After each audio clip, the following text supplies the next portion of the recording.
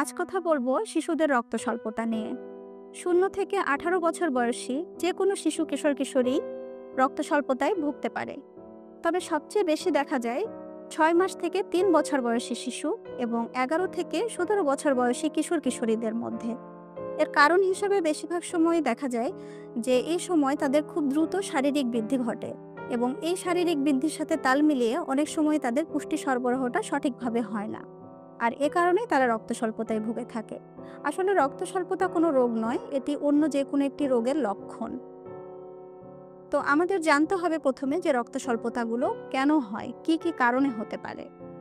গবেষণায় দেখা গেছে বাংলাদেশের মতো উন্নয়নশীল দেশে প্রায় 5 বছরের কম বয়সী শিশুদের মধ্যে এই রক্ত স্বল্পতার হার প্রায় 40 থেকে 50 ভাগ।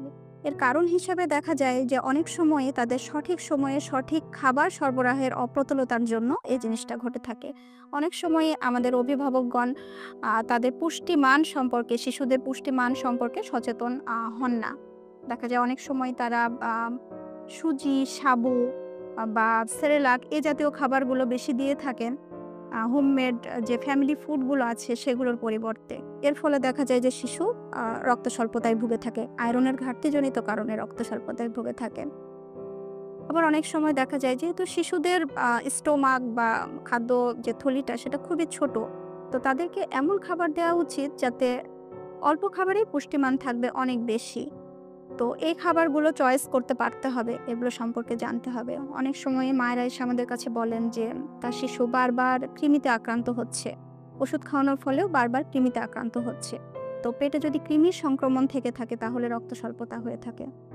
এছাড়াও গরুর দুধ, ছাগলের দুধ, এই দুধগুলো নির্দিষ্ট সময়ের আগেই শুরু করার ফলে অনেক সময় শিশুরা অন্ত্রের জটিলতায় আক্রান্ত হয় এবং এর ফলেও তাদের রক্ত স্বল্পতা ঘটে থাকেন। এছাড়াও বয়ঃসন্ধিকালে দেখা যায় যে কিশোর কিশোরীরা, বিশেষ করে কিশোরীরা রক্ত স্বল্পতায় ভুগে থাকে, কারণ এ সময় তাদের মেনস্ট্রুয়াল সাইকেল শুরু হয়। এ সময় তাদের মেনস্ট্রুয়াল সাইকেলে রক্তপাতটা অনেক সময় বেশি হয়ে থাকে, যার ফলে রক্ত শূন্যতাটা হয়ে থাকে। এ গেল পুষ্টিজনিত কারণে রক্ত স্বল্পতা। এছাড়াও দেখা যায় যে জন্মগত কিছু কারণে শিশুদের রক্ত স্বল্পতা হয়ে থাকে, যেমন থ্যালাসেমিয়া, হেমোগ্লোবিন ডিজিজ।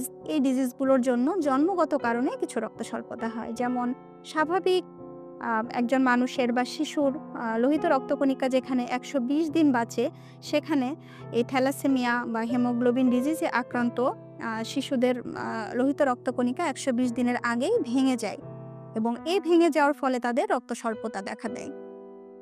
এই কারণগুলো ছাড়াও হেমোলাইটিক অ্যানিমিয়া, অ্যাপ্লাস্টিক অ্যানিমিয়া, এই রোগগুলোতেও শিশুদের রক্ত স্বল্পতা হয়ে থাকে। হেমোলাইটিক অ্যানিমিয়াতেও একই ঘটনা ঘটে যে রক্তকণিকাগুলো সময়ের আগেই ভেঙে যায়, তবে এটা জন্মগত কারণ নাও হতে পারে, এটা বাইরের প্রাকৃতিক অনেক কারণে এই রক্ত স্বল্পতাটা হয়ে থাকে রক্তকণিকাগুলো ভেঙে যাওয়ার ফলে।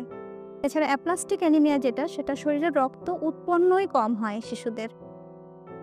আর একটি কারণ সবশেষে না বললেই না, সেটা হচ্ছে যে অ্যানিমিয়া অফ ক্রনিক ডিজিজ, অর্থাৎ দীর্ঘমেয়াদী অন্য যে কোনো রোগের কারণে শিশুদের রক্ত স্বল্পতা। অনেক সময় শিশুরা হার্টের রোগ, কিডনির রোগ বা হাড়ের রোগ, এরকম অন্য যে কোনো দীর্ঘমেয়াদী রোগে ভুগতে থাকলে সেই রোগগুলোর কারণে তাদের রক্তশূন্যতা ঘটে থাকে।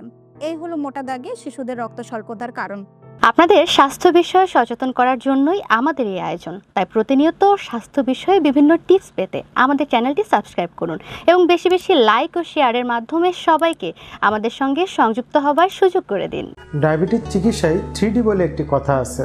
এই 3D কি? 3D মূলত ডায়েট, ডিসিপ্লিন এবং ড্রাগস।